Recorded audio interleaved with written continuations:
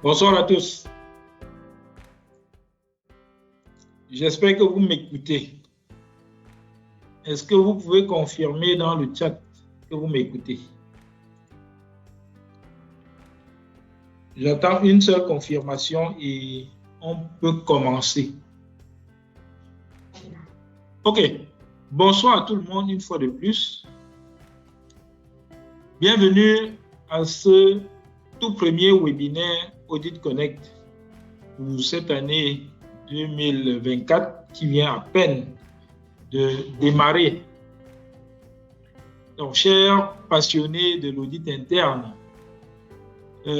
préparez-vous à plonger, n'est-ce pas, dans une aventure excitante à la découverte des mises à jour révolutionnaires apportées par l'Institut des auditeurs internes pour l'année 2024. Imaginez, par exemple, que l'audit dans votre entreprise n'est plus tout simplement perçu comme une fonction de conformité, une fonction police, une fonction dont tout le monde craint l'intervention, par exemple, mais plutôt un partenaire stratégique dynamique, capable, n'est-ce pas, d'apporter des solutions viables, durables auprès des parties prenantes, est capable de naviguer avec agilité dans le monde complexe et en évolution rapide dans lequel nous sommes aujourd'hui, surtout le monde des affaires. Plus encore chez nous en Afrique, où l'audit est encore embryonnaire. Ce monde dont je viens de parler est à notre portée aujourd'hui, vu l'évolution des normes, vu la révolution qui a été apportée, n'est-ce pas, sur les normes. J'ai pris le temps de lire les nouvelles normes 2024 qui sont encore uniquement disponibles en version anglaise et je peux vous dire que c'est une transformation de fond, aussi bien dans la structure que dans l'esprit même des normes. C'est vrai que l'idée même ne change pas, mais la manière d'avoir structuré cette nouvelle version des normes la rend plus intelligible, plus facile à comprendre, à l'appliquer et à l'adapter dans les différents environnements que nous rencontrons dans nos différents pays. Donc, les mises à jour que je constate dans la nouvelle version ne sont pas juste des changements. C'est le fruit, tel que l'IA lui-même le dit, de plusieurs années de recherche, de plusieurs années de consultation mondiale et même d'un engagement, d'une détermination, d'un dévouement sans faille à l'excellence professionnelle de la part de l'IA. Et nous ne pouvons que féliciter l'IA pour l'aboutissement de ce travail qui a quand même pris des années. Donc, j'imagine que certains d'entre vous, comme moi-même, ont été consultés pour donner un apport ou donner une contribution dans le cadre du projet de rédaction de cette nouvelle norme ou ce nouveau cadre de référence, si vous préférez. Donc, nous allons, tout au long de cette année, dans le cadre des webinaires Audit Connect que nous animons depuis plusieurs années aujourd'hui, nous allons vous aider à explorer comment ces normes renforcées-là vont transformer notre profession en améliorant la gouvernance des entreprises et en affinant même nos pratiques d'audit pour qu'on soit plus impactant, pour qu'on crée davantage de valeur ajoutée. Et les nouvelles normes abordent également toutes les problématiques qui sont considérées comme émergents ou nouveaux, qui n'étaient pas forcément prises en compte dans l'ancienne structuration. Donc, imaginez avoir un cadre encore plus flexible qui s'adapte aux défis uniques auxquels nous faisons face à travers le monde. Donc, que vous soyez dans le secteur privé, que vous soyez dans les ONG, que vous soyez dans le secteur public, les nouvelles normes d'audit sont là pour vous guider, pour vous soutenir et vous élever, soutenir le département de l'audit. D'ailleurs, dans la nouvelle formulation, les spécificités du secteur public ont été intégrées et sont prises en compte dans le contenu de ce nouveau cadre de référence. Ce qui n'était pas le cas avec l'ancien CRIP de 2017. Donc, ce qu'on va dire, c'est que, de mon point de vue, c'est une ère de possibilités infinies qui s'offre aux fonctions d'audit. C'est une ère de maturation où notre rôle en tant qu'auditeur interne est non seulement reconnu de plus en plus, mais valorisé comme jamais auparavant. Et j'ose croire que chez nous en Afrique, l'impact, n'est-ce pas, sera à la hauteur du travail qui a été fait. Parce que l'Afrique est l'un des continents où la pratique de l'audit interne a encore véritablement du chemin. Bon, malgré tout le travail que nous essayons de faire et avec d'autres acteurs. Alors, cette année, je vous invite, tous les membres de Audit Connect, ou plus généralement tous les auditeurs exerçant en Afrique, à rester scotchés parce qu'on va animer un certain nombre de webinaires pour explorer, n'est-ce pas, ces normes, ces changements apportés aux normes d'audit, la nouvelle édition de 2024. Nous allons déballer ensemble tout le potentiel que ces normes débloquent pour nos organisations et même pour notre profession, en mettant un accent particulier sur les spécificités de l'Afrique, bien entendu. Parce que notre challenge, ce qu'on s'efforce de faire depuis plusieurs années, c'est guider les auditeurs sur la capacité à appliquer ces bonnes pratiques ou ces normes internationales ou dites internationales, comment l'appliquer dans le contexte africain, où les réalités environnementales sont forcément différentes. Donc, préparez-vous pour qu'ensemble, à travers ces webinaires, à travers vos questions, à travers vos critiques, que nous puissions tous ensemble être équipés pour mener l'audit interne en Afrique vers de nouveaux horizons passionnants. Comme je le dis souvent à ceux que j'ai la chance d'accompagner dans le cadre de la préparation à la certification en audit interne CIA, l'audit interne est pour moi le métier le plus excitant au sein de l'entreprise, le plus passionnant, le plus dynamique. Parce que en audit interne, la redondance, ou bien, comment on appelle ça? Je vais dire, le fait de refaire les mêmes choses chaque jour, la possibilité que vous soyez ennuyé est plus réduite que dans les autres fonctions ou dans les autres métiers. Et en audit interne, vous avez une vue d'ensemble sur toutes les activités de l'entreprise, ce qui n'est pas forcément le cas pour la plupart des autres fonctions. Donc, l'aventure commence maintenant, en janvier 2024, et je serai ravi de vous guider à travers les différents webinaires dans ce voyage vers l'excellence en audit interne, surtout pour notre cas en Afrique, en s'appuyant donc sur les nouvelles normes d'audit interne de l'IA.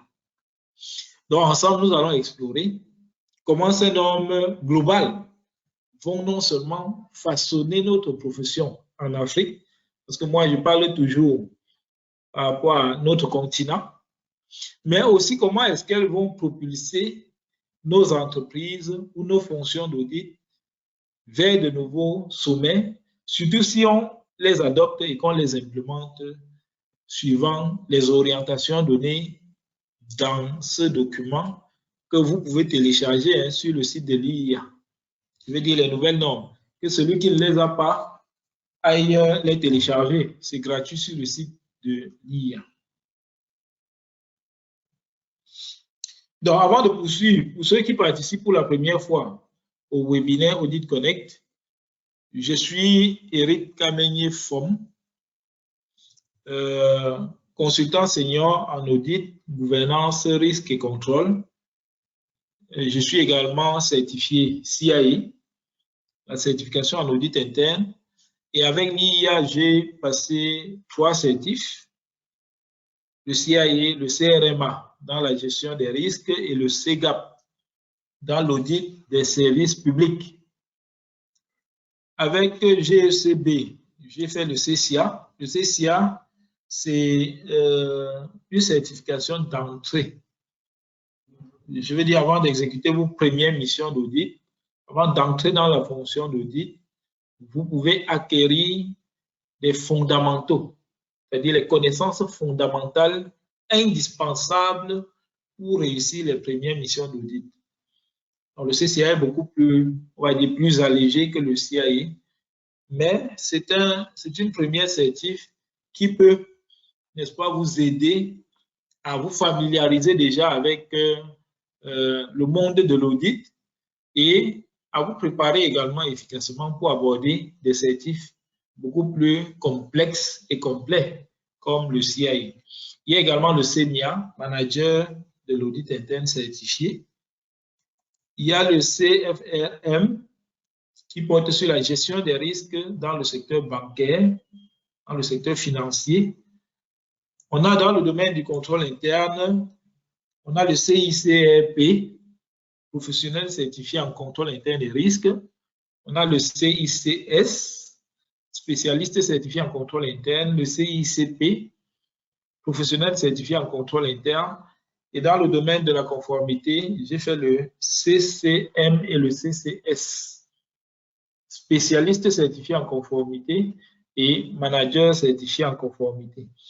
Donc, voilà les 10 certifs que je peux vous présenter rapidement dans le cadre de ce webinaire. Mais sinon, j'ai eu la chance de passer beaucoup plus. Et aujourd'hui, je peux les compter. C'est 17 certifications, mais qui portent sur les problématiques de gouvernance, de gestion des risques, de contrôle interne et d'audit interne. C'est vraiment le domaine qui me passionne le plus et dans lequel je pense que j'apporte quand même quelque chose d'appréciable de par les retours que nous recevons.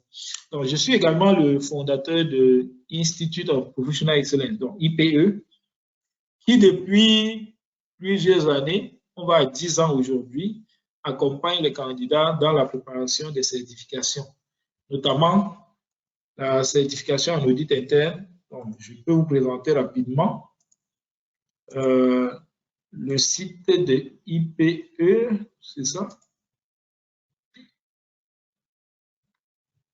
Donc IPE, c'est ceci-là. Vous pouvez aller sur ipeonline.net, tel que vous le voyez là, et découvrir la gamme de certifications que notre centre de formation offre depuis plus de 10 ans.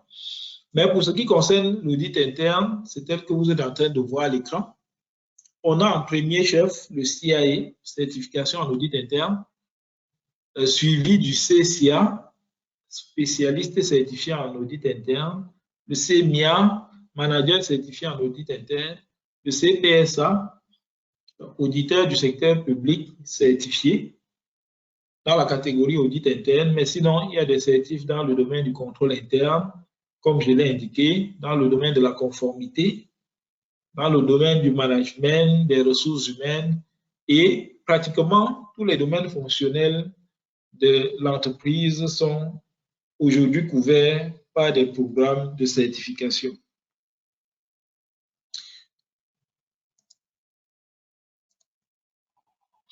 Donc, je suis également directeur de mission au cabinet Global Elite Conseil. C'est un cabinet qui accompagne les directions de l'audit interne vers la performance à travers les revues d'assurance qualité externe, donc les programmes d'assurance qualité, l'évaluation externe de la qualité de la fonction de l'audit interne et l'accompagnement de cette fonction vers la maturité. Donc ça, c'est le service le plus connu de notre cabinet Global Elite Conseil. Mais sinon, il y a beaucoup d'autres services d'audit qui sont offerts. Et il y a également, en partenariat avec PECB, nous sommes partenaires de PECB, nous formons, n'est-ce pas, les professionnels qui sont intéressés par les certifications ISO.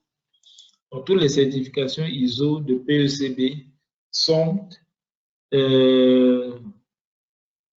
proposées, n'est-ce pas, par Global Elite Conseil qui en est partenaire. Donc, entrons de plein pied maintenant dans le webinaire en commençant par les changements opérés dans la nouvelle version des normes en comparaison avec la version 2017. J'ose croire que chacun d'entre vous a déjà au moins lu la version précédente. La version précédente qui a été élaborée en 2017 et qui progressivement se fera remplacer par la version actuelle qui vient de sortir.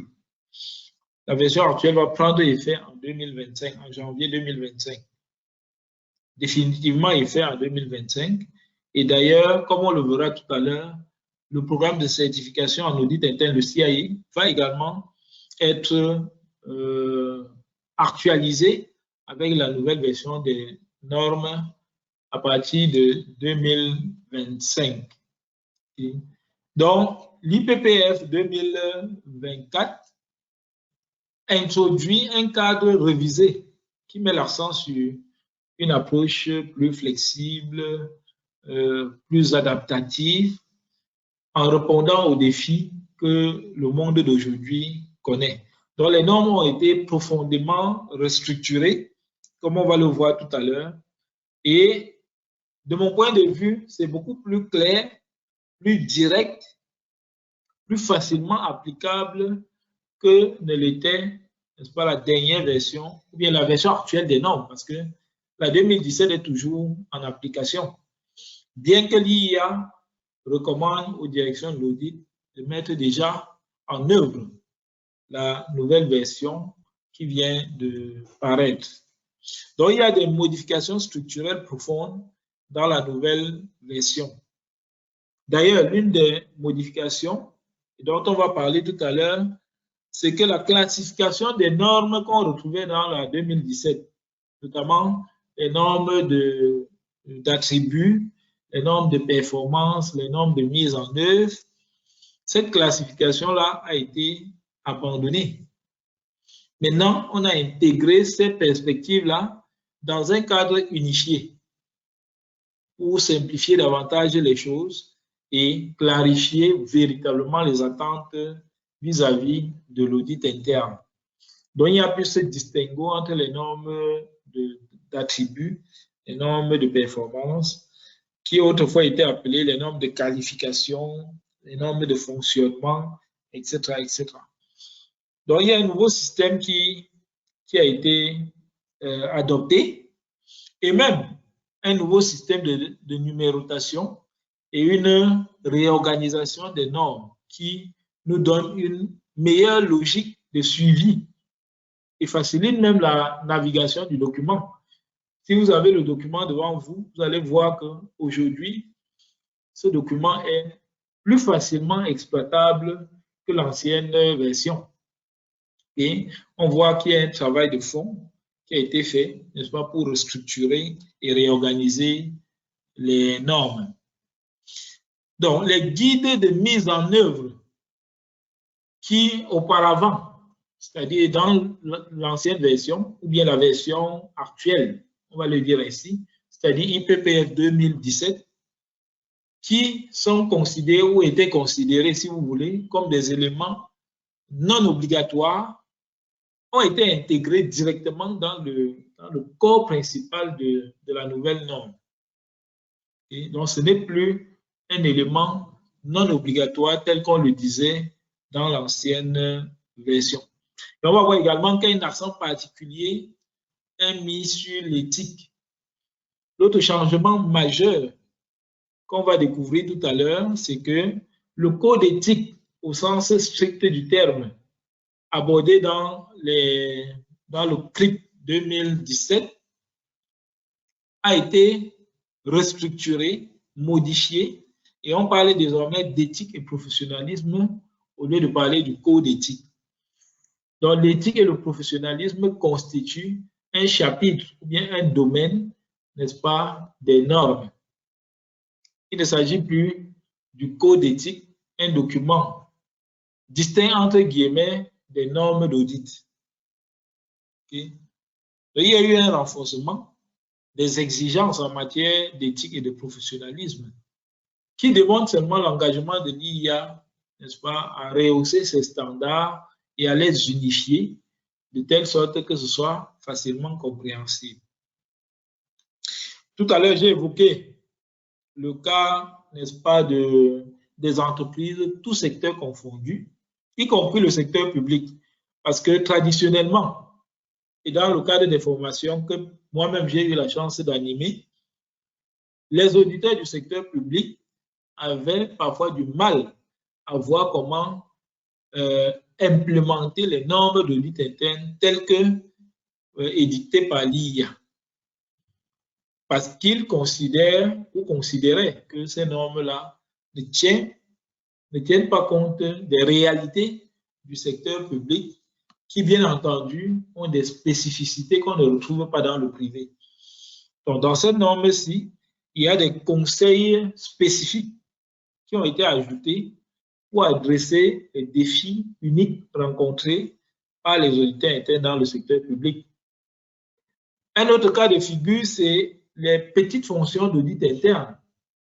Parce qu'on se demandait, mais la manière dont les normes sont structurées, ils tiennent compte uniquement des grandes entreprises qui ont des grands départements d'audit interne bien fournis. Qu'en est-il d'une petite entreprise qui a un seul auditeur? Est-ce que la mise en œuvre de ces normes-là est encore faisable? Dans la nouvelle version, donc, on a intégré, en plus du secteur public, le cas, n'est-ce pas, des petites entreprises ayant un nombre suffisamment limité, n'est-ce pas, d'auditeurs. Et également, on a les audits spécifiques, ce qu'on appelle les audits spécifiques. Dans les normes actuelles, on parle de topical requirements, donc les exigences par sujet. Bon, mot par mot, ça peut paraître bizarre, mais il s'agit des audits spécifiques. C'est-à-dire, dans la nouvelle édition des normes, on a pris en compte, n'est-ce pas, les audits spécifiques en les rendant obligatoires à leur mise en œuvre, c'est-à-dire la démarche qui est donnée dans ces normes-là, dans le cadre des audits spécifiques, est considérée comme obligatoire. C'est-à-dire les missions d'audit dans des domaines spécifiques comme les missions financières, les missions de fraude, les missions fiscales et tout ça. La démarche qui est donnée, ou bien les orientations qui sont données dans les normes actuelles sont considérées comme des orientations à mettre en œuvre telles que proposées. Ce qui n'était pas le cas, n'est-ce pas, dans les versions précédentes, notamment la version 2017.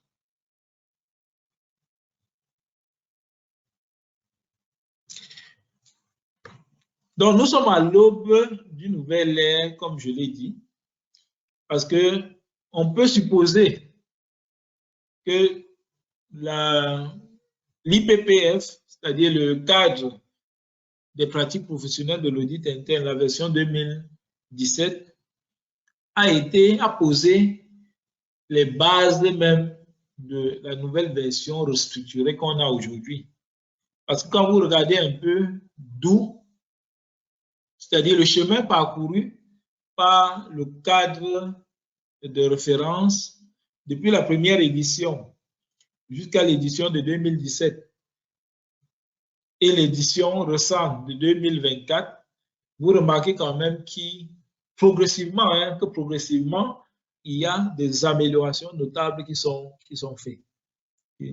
Donc, avec la 2017, on avait déjà un cadre bien structuré.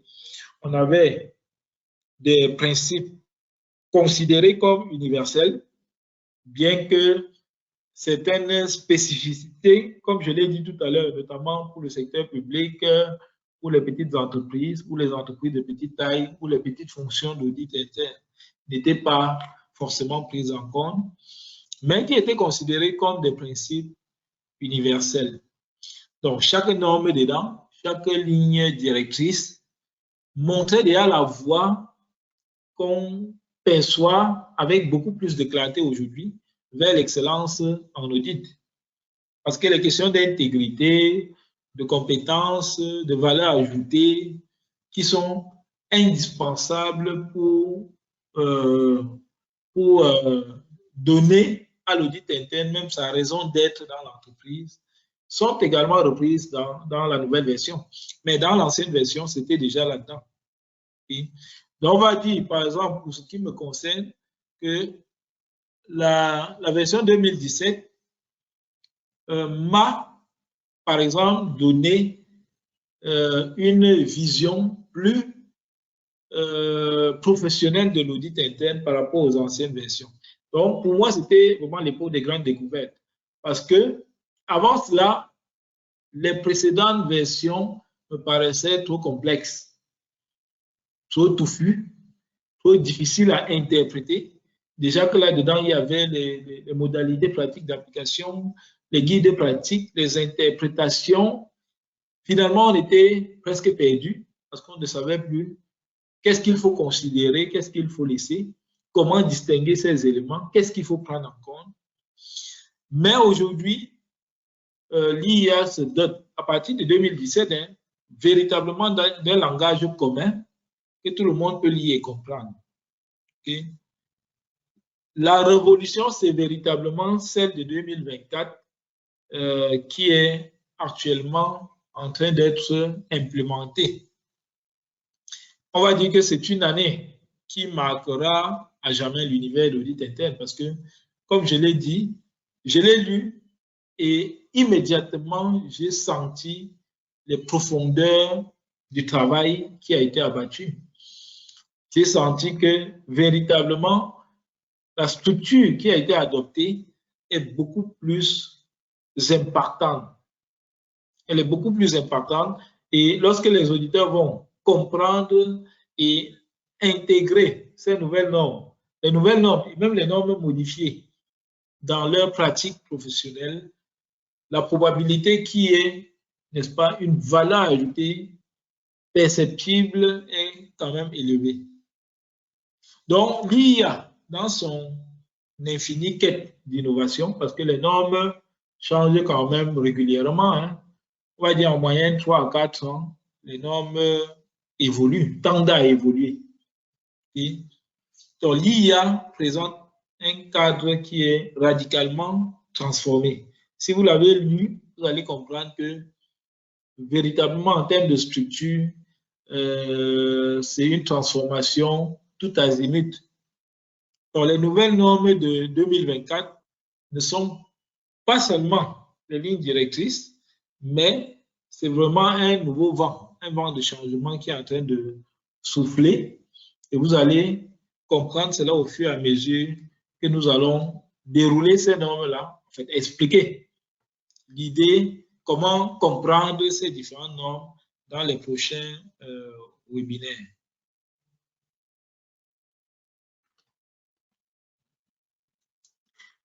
Donc, voilà la structure de l'ancien cadre, du cadre IPPF 2017. IPPF, c'est en anglais. Hein.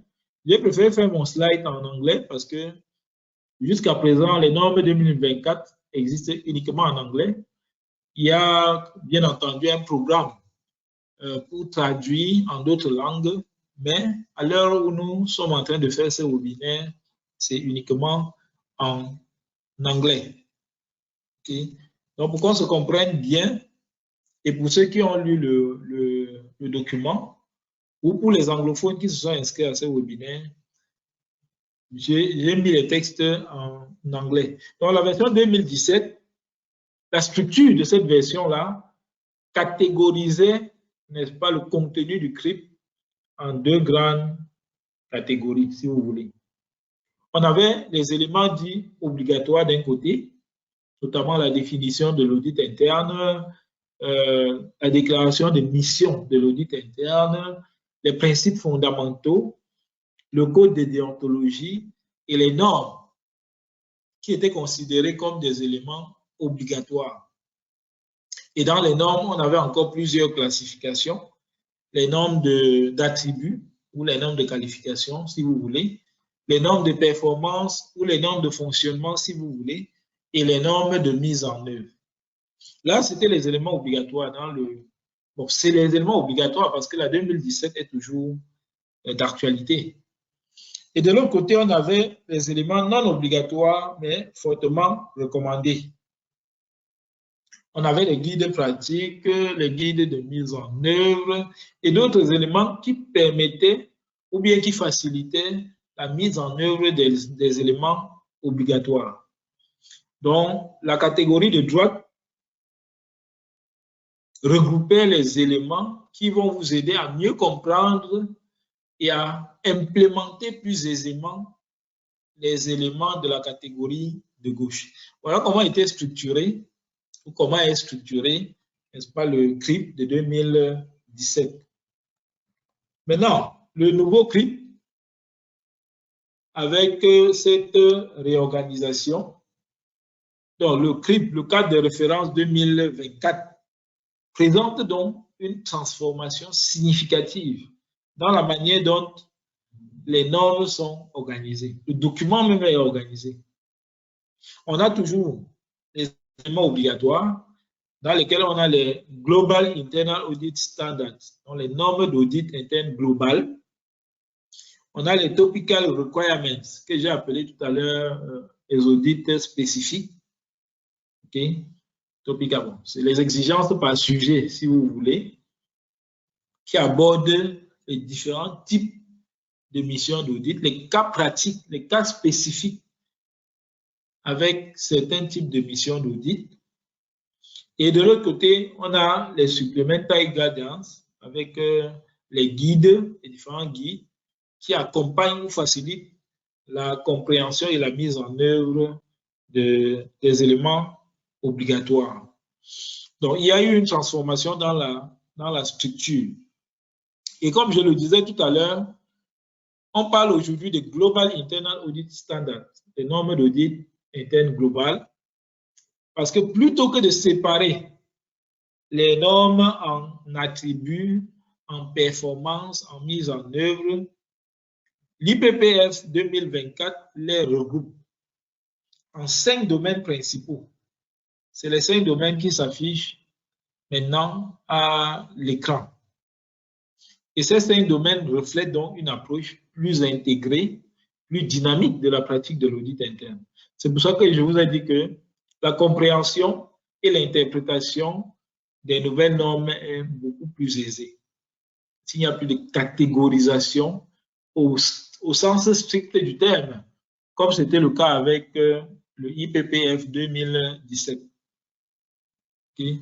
Donc, cette réorganisation vise à rendre les normes plus accessibles, plus faciles à comprendre, plus pertinentes même pour les auditeurs internes, surtout face aux défis du monde moderne. Donc, on a les normes qui sont regroupées qui sont catégorisées, disons regroupées en 5 grands domaines. Le premier domaine, c'est le but ou l'objectif de l'audit interne. Le deuxième domaine, c'est l'éthique et le professionnalisme. Le troisième domaine, c'est la gestion de la fonction d'audit interne. Et le troisième domaine, pardon, c'est la gouvernance de la fonction de l'audit interne, qui est une norme quasiment nouvelle. Et la gouvernance de la fonction de l'audit interne. On a le domaine 4 qui traite donc de la gestion de la fonction de l'audit interne, et le dernier domaine qui porte sur l'exécution des services d'audit interne. Bien entendu, le premier domaine du Global Internal Audit Standard reprend les éléments comme la mission de l'audit, le rôle de l'audit interne, la valeur ajoutée à créer par les auditeurs. Ça pose vraiment les fondements sur lesquels repose, n'est-ce pas, la pratique de l'audit interne ou bien les autres éléments. C'est vraiment quel est l'objectif de l'audit interne, quel est le but de l'audit interne au sein de l'entreprise. Et on a la deuxième parce qu'avant, il y avait un code d'éthique, comme je l'ai dit. En 2017, la version 2017 avait un code d'éthique qui avait des principes et des règles de conduite. Okay? Aujourd'hui, ces principes, règles de conduite et tout ça ont été réorganisés, restructurés pour faire le domaine 2, qui ne s'appelle plus code d'éthique, mais intitulé éthique et professionnalisme.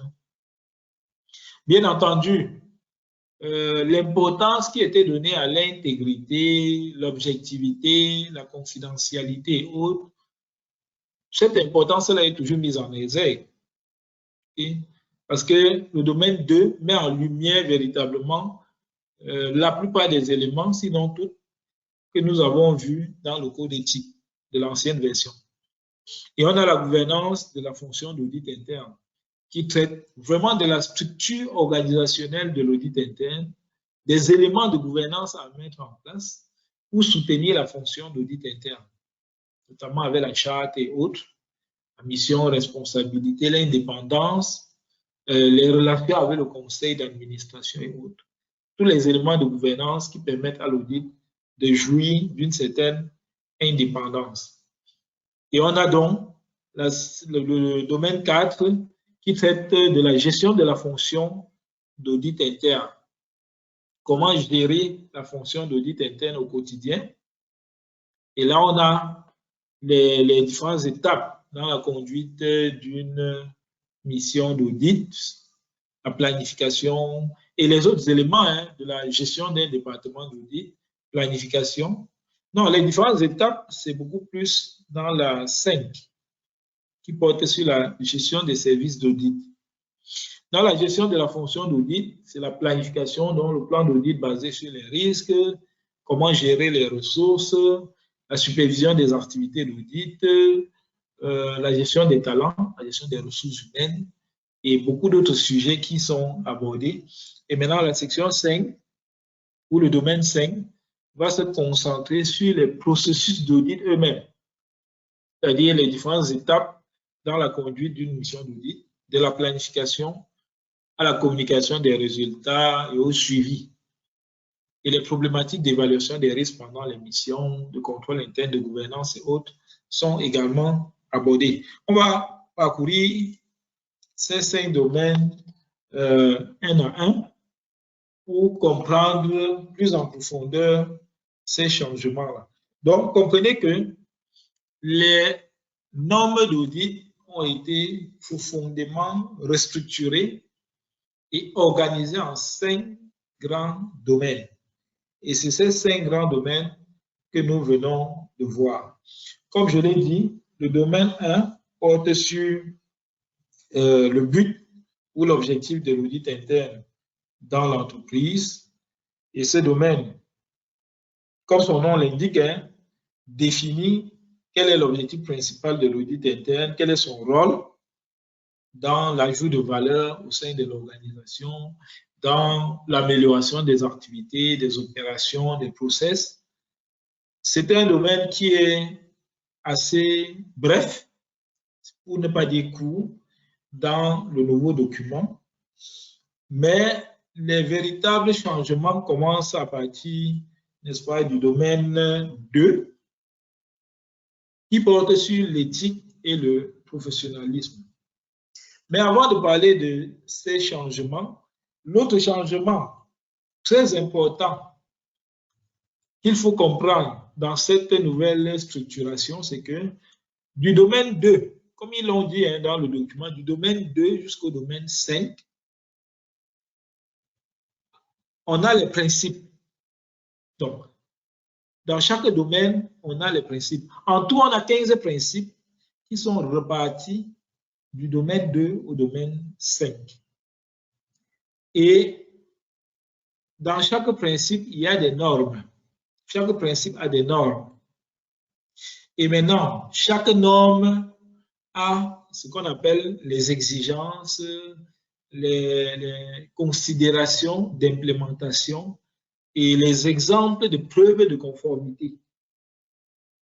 Donc, la structure des domaines 2, 3, 4 et 5, c'est non seulement les principes, parce qu'il y a beaucoup de principes qui sont évoqués, comme vous voyez à l'écran, hein, par exemple, un principe, c'est démontrer l'intégrité, par exemple.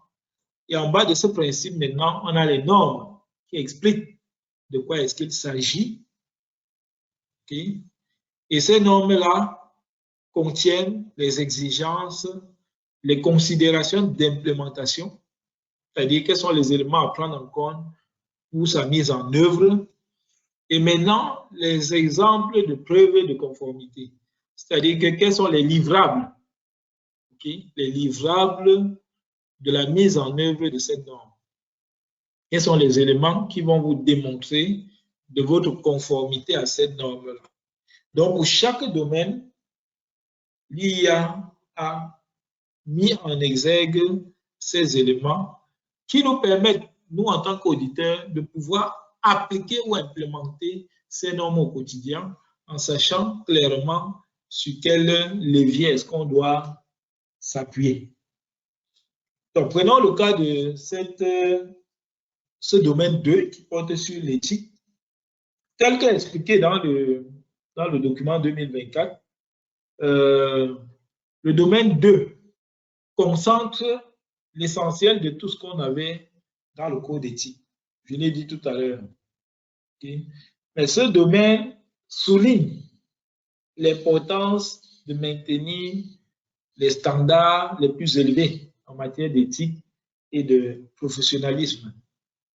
C'est pour ça que vous savez que c'est la base de la confiance que toutes les parties prenantes, la direction, le conseil, les audités, placent en la fonction d'audit interne, l'éthique. Donc, pour bien comprendre tous les éléments de ce domaine, on vous donne des principes à respecter. On a des principes, par exemple, démontrer l'intégrité. Et dans chaque principe, on a des standards, des normes. Par exemple, pour l'intégrité, on vous dit de faire preuve d'intégrité. Maintenant, les normes qui vont suivre vont parler, par exemple, de l'honnêteté. C'est-à-dire, pour faire preuve d'intégrité, qu'est-ce qu'il faut? Il faut faire preuve d'honnêteté, de courage. Okay? Il faut satisfaire aux attentes éthiques de l'entreprise. Il faut avoir un comportement éthique, respecter les lois et autres. Donc là, c'est des normes qui accompagnent le principe pour l'expliciter davantage. Et dans ces normes aussi, on a les exigences, on a les considérations pour l'implémentation, okay? Et maintenant, on a les preuves de la conformité. Donc, dans chaque principe, on a des normes, et dans chaque norme, on a ces trois éléments qui renforcent le caractère applicable de la norme. On va prendre un exemple simple. Okay? On va prendre l'exemple de quoi, par exemple? Donc, disons d'abord que les principes dont je parle là, c'est un peu comme la boussole morale que l'auditeur doit toujours avoir en tête. Maintenant, comment implémenter cette boussole? Il va se rabattre sur les autres éléments qu'on a cités. Donc, prenons le cas, par exemple,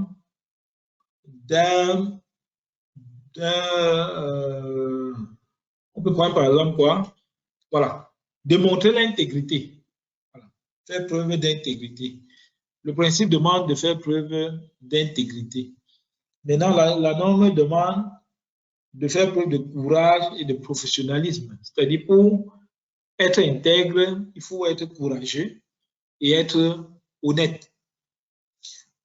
Maintenant, le implementation guidance, ou bien les considérations pour l'implémentation, peut vous indiquer la démarche à suivre, n'est-ce pas, pour démontrer de votre honnêteté et de votre intégrité. Et l'autre élément, les exemples de preuve de conformité, c'est les éléments à démontrer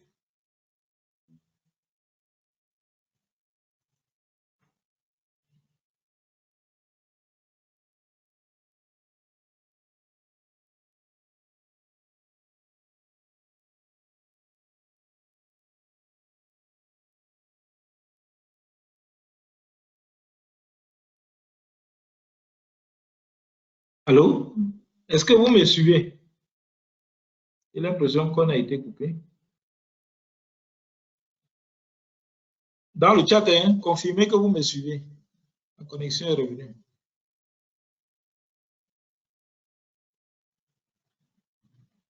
OK. Donc, Adama a dit oui.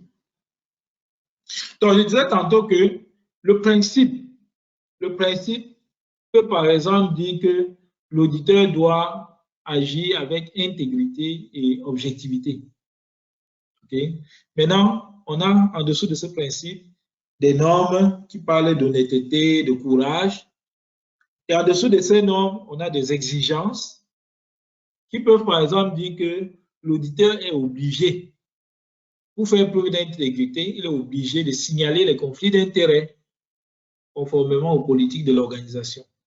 Là, c'est les exigences, par exemple. Et on a également les considérations pour la mise en œuvre.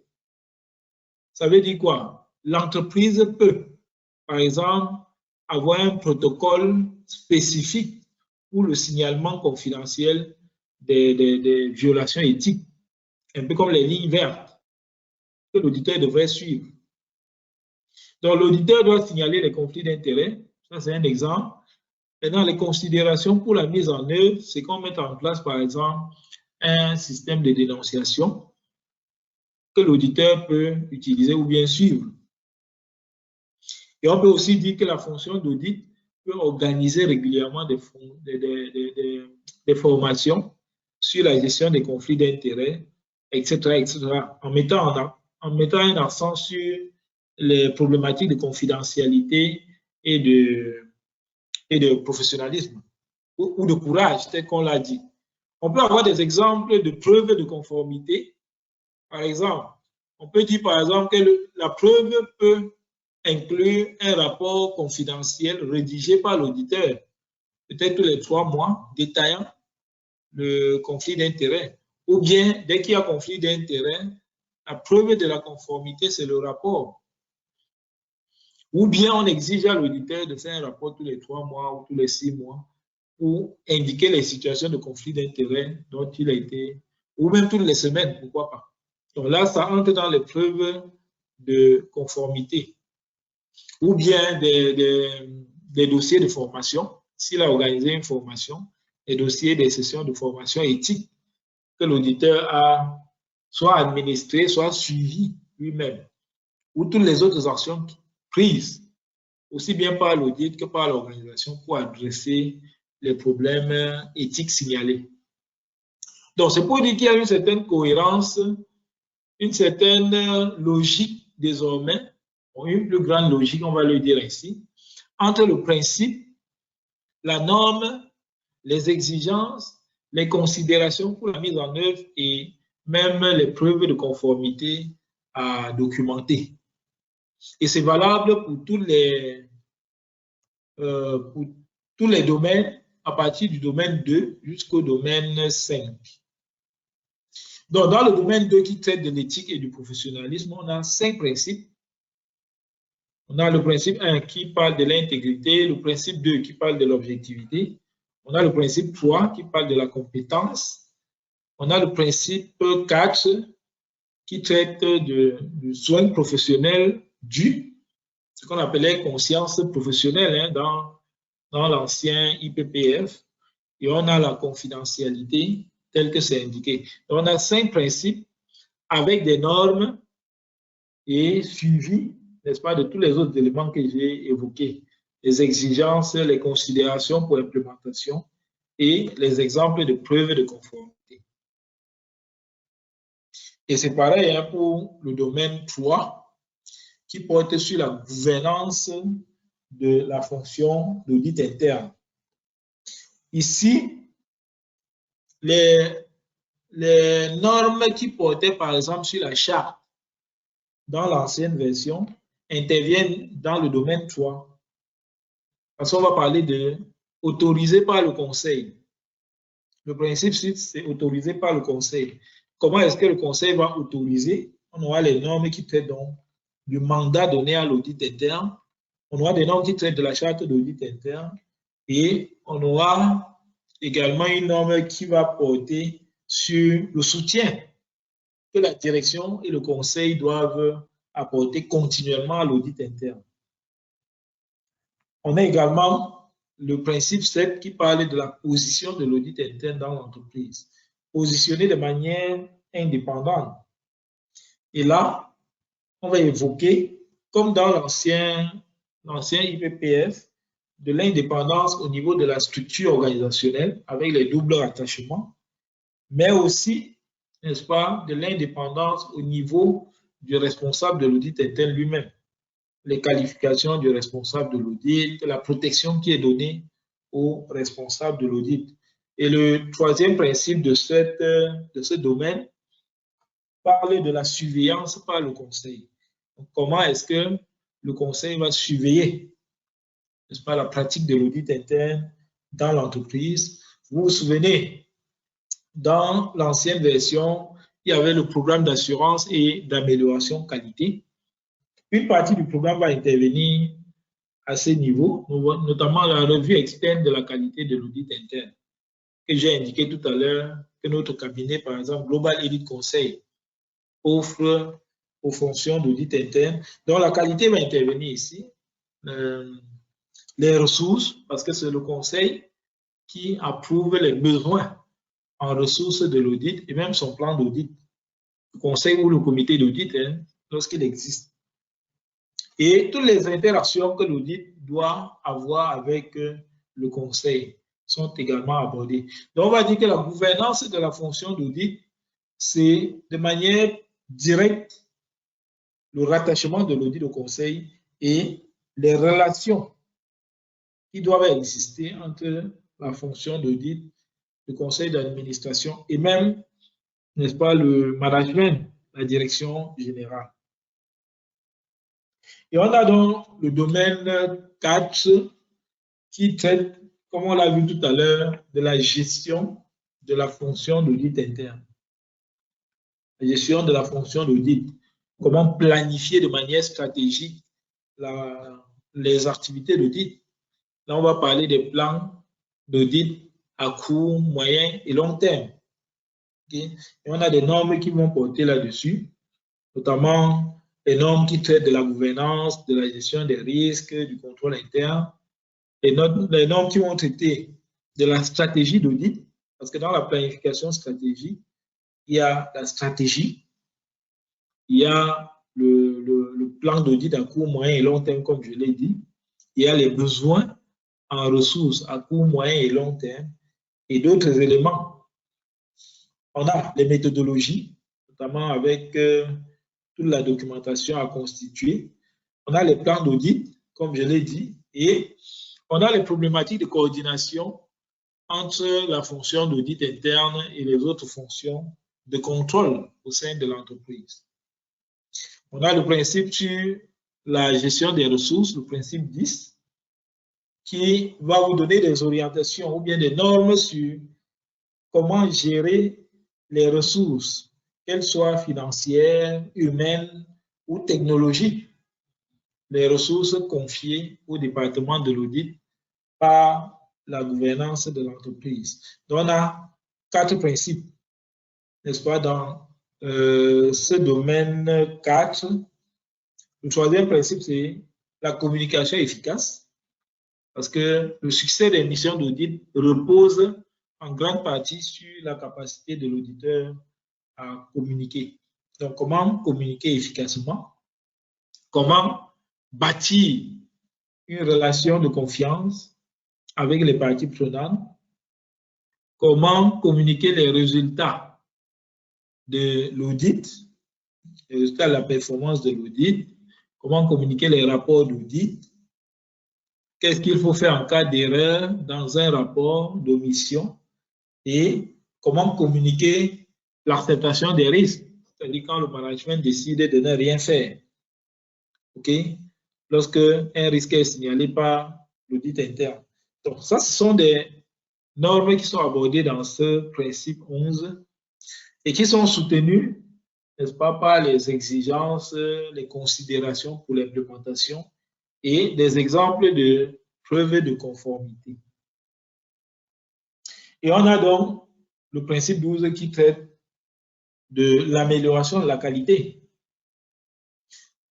Plus haut, on a parlé d'un aspect de ce qui était considéré dans le IPPF 2017 comme le programme d'assurance qualité, parce que le programme avait deux aspects, l'évaluation interne et l'évaluation externe.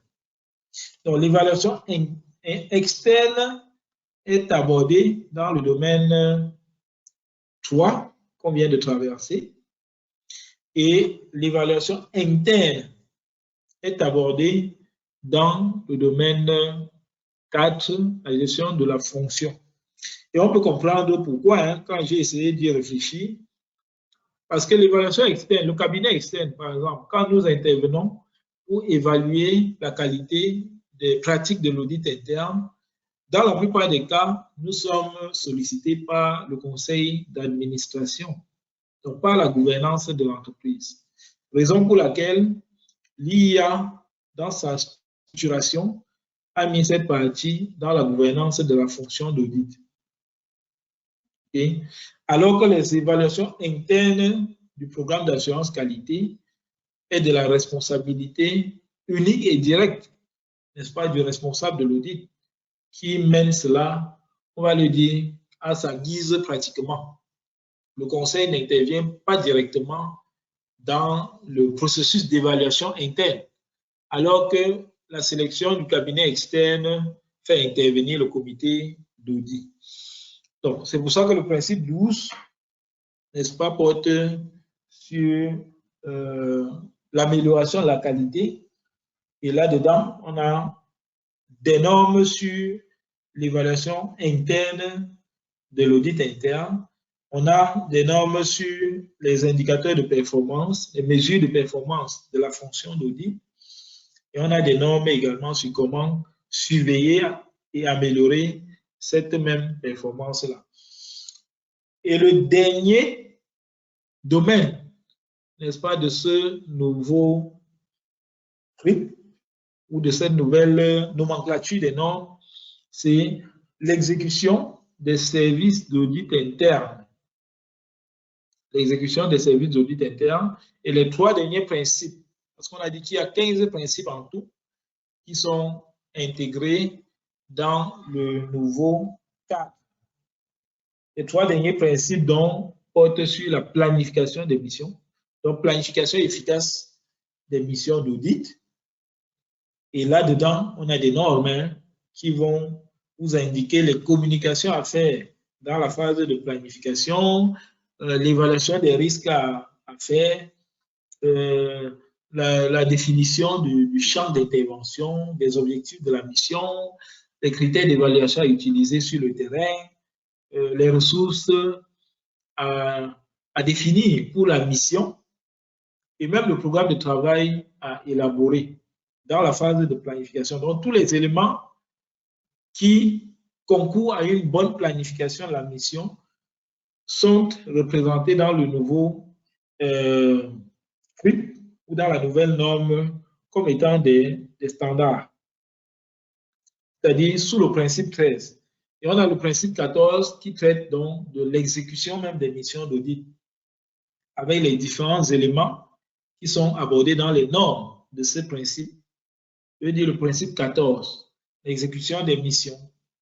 Donc là-dedans, on aura des normes qui portent sur la collecte d'informations, l'analyse des informations, l'évaluation des informations, l'analyse, la formulation des constats, l'analyse des constats, l'évaluation des constats, les recommandations, comment formuler les recommandations, les plans d'action et comment tirer les conclusions de la mission, comment documenter même tous les résultats de la mission.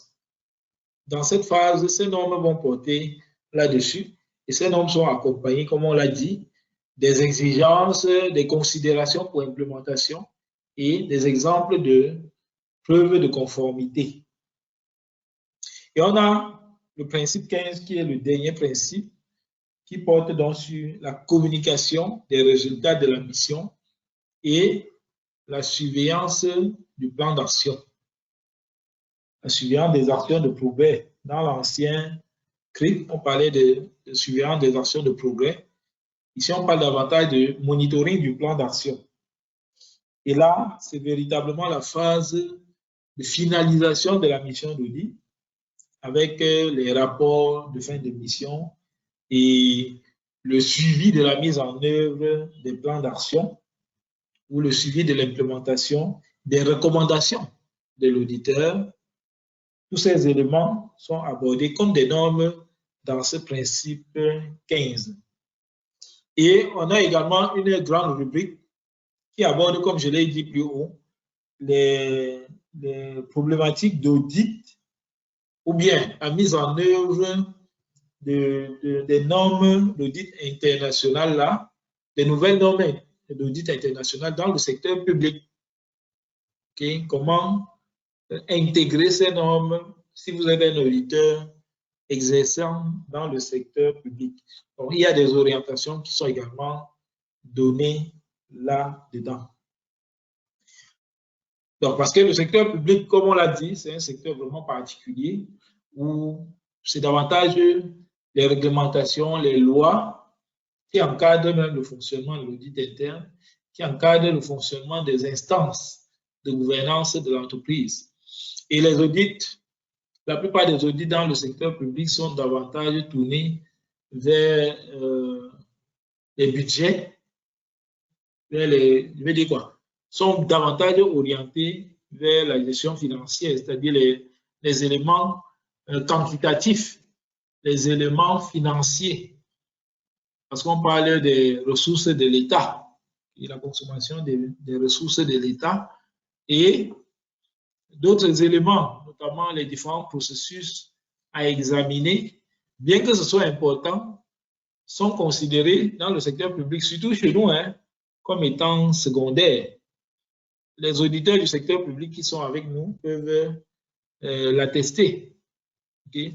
Donc, le secteur public a ses particularités qui sont davantage encadrées par la réglementation. Et il faut trouver le bon angle à partir duquel implémenter donc les nouvelles normes d'audit contenues dans la version 2024. Donc, je vous encourage à lire pour ceux qui comprennent l'anglais. Mais sinon, voilà la structure globale avec les grandes modifications qui ont été apportées à ce document. Maintenant, sur le site de l'IIA, vous pouvez trouver les réponses aux questions que, naturellement, on est en droit de se poser par rapport à l'arrivée de cette nouvelle nomenclature de normes, à la mise en œuvre de cette nouvelle norme 2024.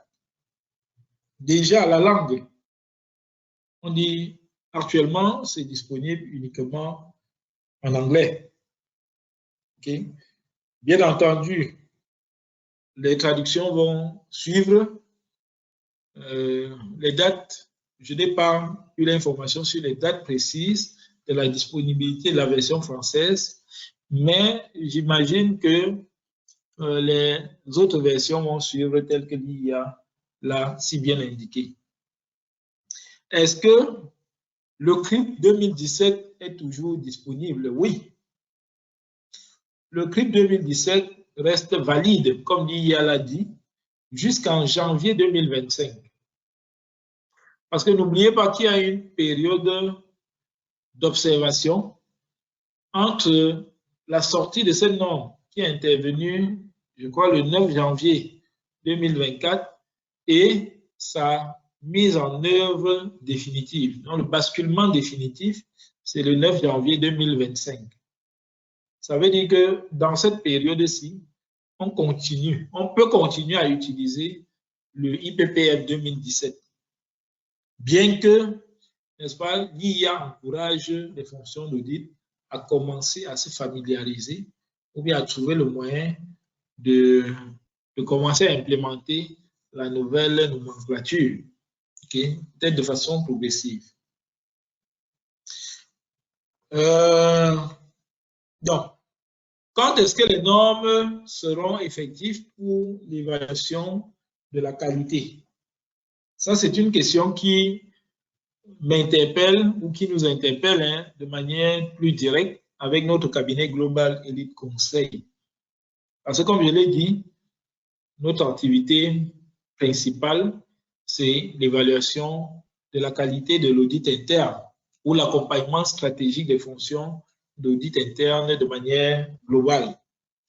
Donc, bien entendu, pour évaluer les fonctions d'audit interne dans cette période transitoire, les standards actuels, les standards, je veux dire le IPPF 2017 peut toujours être utilisé, doit être continuellement utilisé.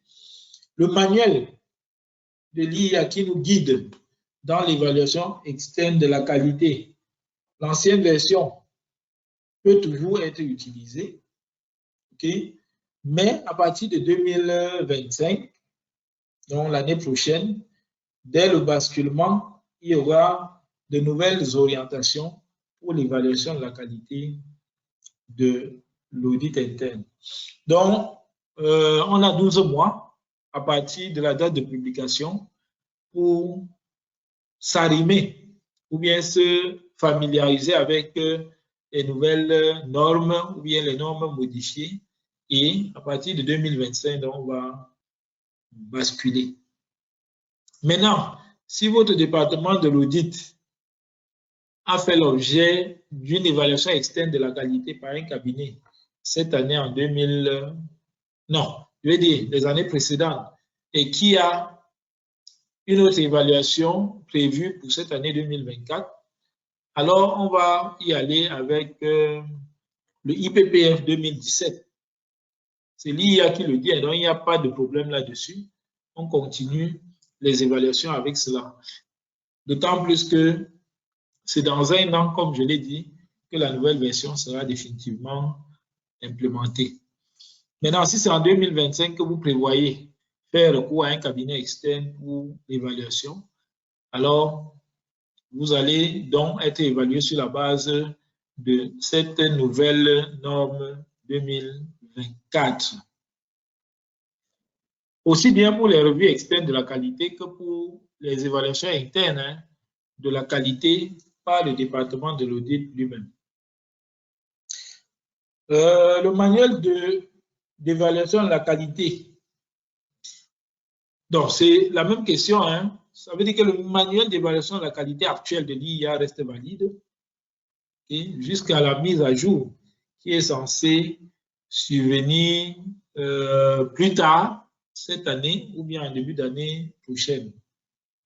Ce qui est évident, c'est que le nouveau manuel va intégrer les nouvelles orientations données par les normes 2024.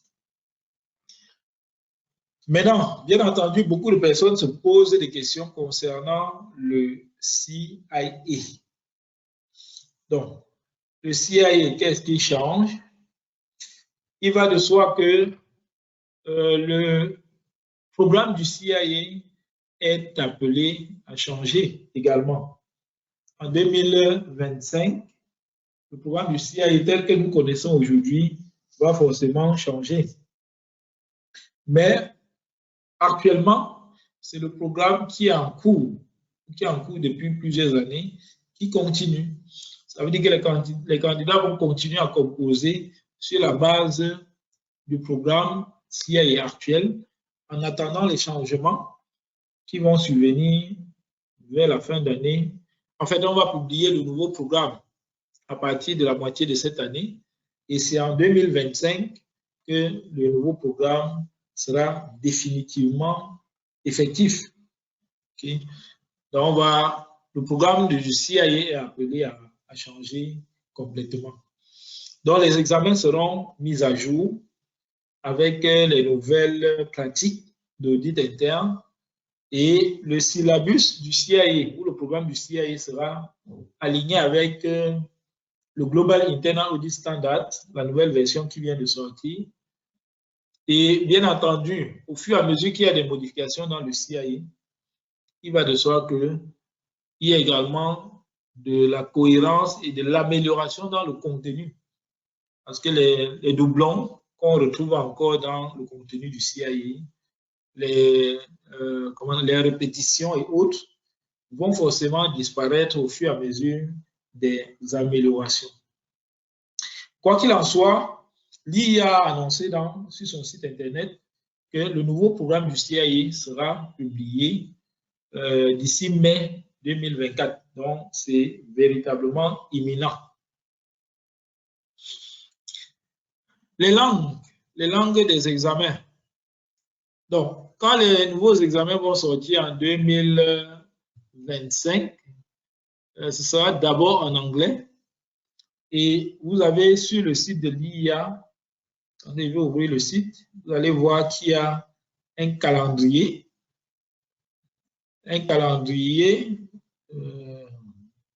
J'espère que vous voyez mon écran. Hein. Donc, il y a un calendrier qui est là, où la mise à disposition de la nouvelle version du programme CIA en d'autres langues. Bien entendu, le 1er mai 2025, ce sera en anglais uniquement. Et ensuite, il y a le chinois en juillet, le coréen. J'imagine que c'est le français et l'anglais qui nous intéressent tous ici. Alors, la version française et espagnole, c'est à partir du 1er octobre 2025. Donc, voilà. Donc, le CIA en français, nouvelle version, ne sera disponible qu'en octobre 2025. Mais, comme l'IA lui-même l'a dit, vous allez continuer à composer votre examen. D'ailleurs, nous avons mis en place avec IPE un programme qui accompagne les candidats à réussir leur examen de certification avant qu'on ne passe à ce nouveau format. Parce que le véritable problème avec les changements, c'est que le temps que les gens s'adaptent, ça peut être très difficile pour ceux qui composent. Donc, si vous êtes intéressé par le CIA, bien ceux qui veulent faire le CIA, moi, je vous conseille de vous engager dès maintenant et vous donnez un an maximum pour terminer les 3 parties du CIA. Où vous entrez véritablement en stage bloqué avec détermination. Pour qu'au maximum 1 an, on est fini avec. Avant que le nouveau programme n'entre en vigueur, comme on l'a vu l'année prochaine. Donc, avec IPE, on a mis en place un programme et on a 3 formateurs certifiés CIA, dont moi-même, qui vous accompagnent dans les 3 parties du CIA. Pour que, comme beaucoup d'autres candidats l'année dernière, que cette année, que vous ressortiez également avec votre CIA. Donc, il y a d'autres questions portant sur le CIA. Par exemple, directement sur le site de l'IA, vous pouvez voir ces questions avec les réponses. Si vous avez déjà passé une partie du CIA avant les changements, est-ce que vous devez recomposer cette partie-là? La réponse est non. C'est-à-dire que pour ceux qui ont déjà passé 1 ou 2 parties actuellement, même si on passe à la nouvelle partie, si jusqu'à l'année prochaine, ils n'ont pas composé et réussi, ils vont juste composer la 3e partie dans la nouvelle version. Est-ce que c'est mieux d'attendre la nouvelle version? Moi, je vous conseille non. Je vous conseille non. Pourquoi? Parce que moi-même, quand je faisais le CIA, c'était une période transitoire comme celle-ci, où la transition était déjà annoncée avec le nouveau contenu du CIA. Je crois que c'était en 2016 ou 2015. Et j'ai dû passer 2 parties dans l'ancienne version et une partie dans la nouvelle version. Je ne vous dirai pas toutes les difficultés que j'ai eues en passant pour passer la 3e partie dans la nouvelle version, parce que avec la restructuration, il y a pas mal de choses qui ont changé. Les questions également d'examen auxquelles nous sommes familiers lorsqu'on traite les exercices peuvent évoluer également. Donc, il est fortement recommandé de faire son CIA. Moi, ça c'est mon avis, hein. Je vous recommande fortement de faire votre CIA cette année avant que ce bouleversement-là ou ce changement de programme n'intervienne l'année prochaine. Donc, est-ce que les manuels seront mis à jour? La vérité, c'est que l'IA ne conçoit pas les manuels. Vous n'êtes pas le seul à concevoir les manuels. L'IA lui-même ne conçoit pas les manuels. Hein. Il y a le CIA Learning System qui est fait en partenariat avec l'IA. Okay? Il y a Glide, il y a Hawk, il y a Wiley, il y a CIA Success Exam avec lequel nous travaillons. Et il y a beaucoup d'éditeurs de manuels CIA. Maintenant, certains éditeurs mettent à jour leurs manuels plus rapidement que d'autres. C'est pour ça que sur le site de l'IA même, ils disent qu'ils ne peuvent pas parler au nom de toutes les ressources CIA qui existent. Parce que c'est chaque fournisseur de ces ressources-là qui détermine à quel moment est-ce qu'il va mettre à jour ses manuels. Mais déjà, cette année, nous sommes en train de travailler dans la mise à jour des manuels CIA Success Exam en intégrant ces nouvelles versions-là pour les candidats qui vont composer en 2025. On va travailler dessus tout au long de cette année, tout en formant ceux qui veulent se certifier cette année pour qu'ils puissent le faire sur la base des documents actuels. Est-ce que je dois faire les 3 parties avant la nouvelle version? Je vais dire oui et non. L'IA dit non, parce que vous pouvez commencer, comme je l'ai dit, dans cette version, faire même 1 ou 2 parties si vous voulez, et faire la 3e partie dans la nouvelle version. Moi, je déconseille fortement. Tant que tu peux, vraiment, tu commences et tu finis tes 3 parties cette année. Et l'année dernière, l'expérience nous a montré qu'en 6 mois, pour celui qui est vraiment déterminé, vous pouvez finir le CIA. On a des candidats qui ont fini en 6 mois. En se préparant en cours du soir, hein, on a des candidats qui ont préparé en 1 an et qui ont fini. Pour ceux qui sont dans le groupe Audit Connect, vous les connaissez, on les annonce chaque jour, de manière régulière, en fait, les réussites. Okay? Audit Connect sur WhatsApp ou Telegram. C'est le réseau des professionnels de l'audit, risque et contrôle en Afrique. Donc, si vous n'êtes pas dedans, je pourrais vous donner le lien pour rejoindre. Donc, c'est possible de le faire en 6 mois, en 1 an maximum. Et d'ailleurs, notre programme est taillé, n'est-ce pas, sur cette durée-là. Est-ce que je dois prendre les examens en ordre? La vérité, c'est non. Et ça a toujours été le cas hein, depuis la création du CIA. Vous pouvez décider de commencer par la partie 3, par la partie 2, par la partie 1, si vous voulez. Mais moi, je conseille toujours de suivre la logique. Allez à l'examen en commençant par la partie 1, ensuite la partie 2, enfin la partie 3. Et notre programme prévoit donc que vous vous formiez sur au minimum les 2 parties, les 2 premières parties avant d'aller composer dans la version actuelle.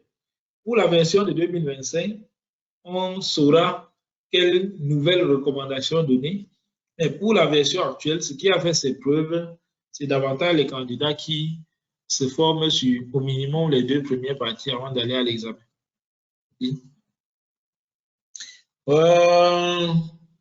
Est-ce que je pourrais prendre les parties de l'examen avant? Oui.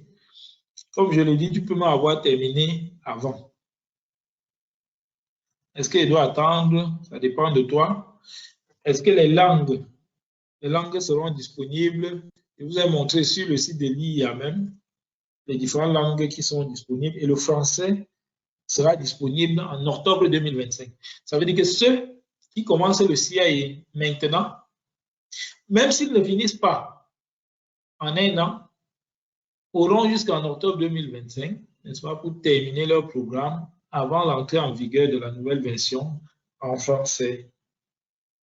OK? Mais en vous inscrivant chez nous, on s'organise pour mettre en place un plan sur un an pour que vous puissiez finir votre certification en un an, en comptant bien entendu sur votre engagement et votre détermination à réussir. Donc voilà les changements qui sont impulsés par les nouvelles normes d'audit qui entrent en vigueur en janvier 2024, ou bien qui sont entrés en vigueur ce mois de janvier 2024, précisément le 9 janvier. Et à partir de janvier 2025, tout ce que nous avons connu jusqu'à présent comme exigence, ou bien comme encadrement, n'est-ce pas, normatif des activités d'audit, vont basculer pour intégrer ces nouvelles exigences que nous avons vues. J'espère que cette présentation vous a aidé à comprendre davantage la nouvelle nomenclature, la nouvelle structure des normes qui vient d'être promulguée par l'IA et qui, comme je l'ai dit, résulte d'un travail de longue haleine qui a vu la contribution de tellement d'acteurs, aussi bien au sein de l'IA aux États-Unis que les différentes consultations publiques qui interpellaient les auditeurs dans plusieurs pays pour qu'ils donnent leur contribution. Au final, ils sont parvenus à ce document que vous pouvez télécharger donc sur le site de l'IA. Et si vous ne l'avez pas, on peut toujours vous l'envoyer. Alors, est-ce qu'il y a des questions par rapport à tout ce que nous avons vu? Bonsoir Eric, s'il te plaît, quel est l'impact de ces nouvelles normes sur les candidats au CIA de cette année? Voilà, Véronique, je crois que je viens de répondre à ta question. C'est vrai que tu l'as posée depuis. Donc, les candidats au CIA cette année, il n'y a aucun impact. Il n'y a aucun impact. Et c'est donc à partir de l'année prochaine que la nouvelle version du CIA va être effective. Donc, les candidats CIA de cette année continuent tels qu'ils ont commencé sur la base du programme actuel. Et l'année prochaine, donc, les choses vont forcément changer. D'abord en anglais, avec la nouvelle version, et ensuite, donc, en français à partir du mois d'octobre 2025. OK, donc, c'est ça que je voulais partager avec vous. Cette année, pour les membres de Audit Connect qui sont avec nous, comme je l'ai dit, nous allons faire beaucoup de webinaires pour vous aider à comprendre et interpréter ces différentes exigences normatives, aussi bien dans le domaine de l'audit, du risque, du contrôle, de la conformité ou d'autres fonctions, mais principalement l'audit interne. Nous allons travailler ensemble pour relever, n'est-ce pas, les pratiques de l'audit interne sur notre continent africain. Bonne soirée à tous et à bientôt. S'il y a des questions, vous les posez dans le groupe WhatsApp Audit Connect.